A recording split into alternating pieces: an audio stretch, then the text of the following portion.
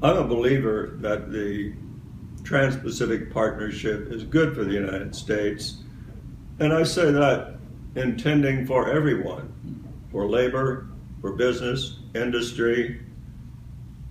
Ultimately, free trade provides for lower prices for consumers, and while there is an impact on labor, you can mitigate that if at the same time, here at home, we stimulate and maintain innovation. The United States has always been able to figure out the next big thing.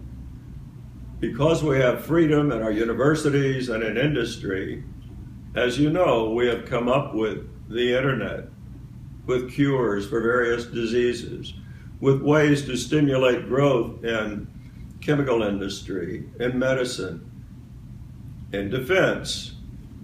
But the point is, keep doing that.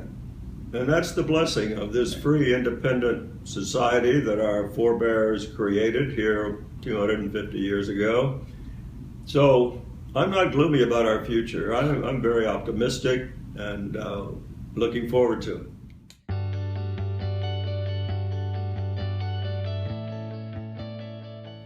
The moderate Gulf Arab states have already developed a collective security organization called the Gulf Cooperation Council.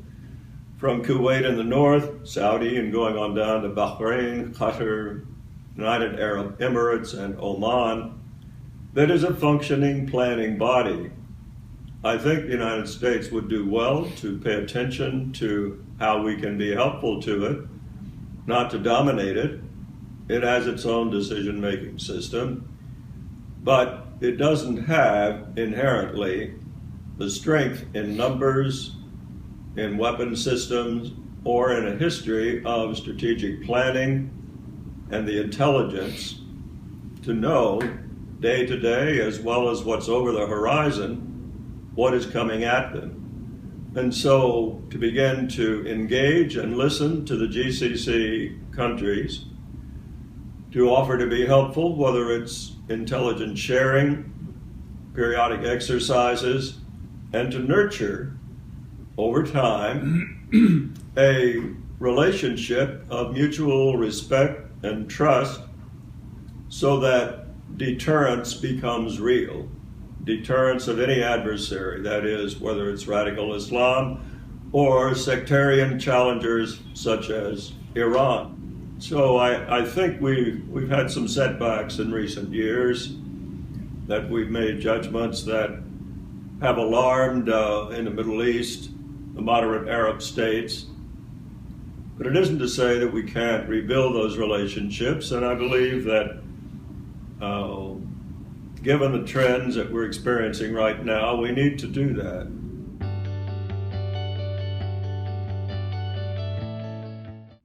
We have some serious problems of debt in our country.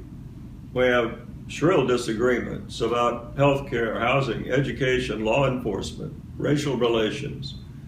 So I think right now and through the next election, it's going to be important that our president, focus on getting America in a more unified, stable situation, not just politically, but economically, and then begin to listen hard to what is the view of our principal allies in Asia, as well as Europe and the Middle East, concerning the threats they face.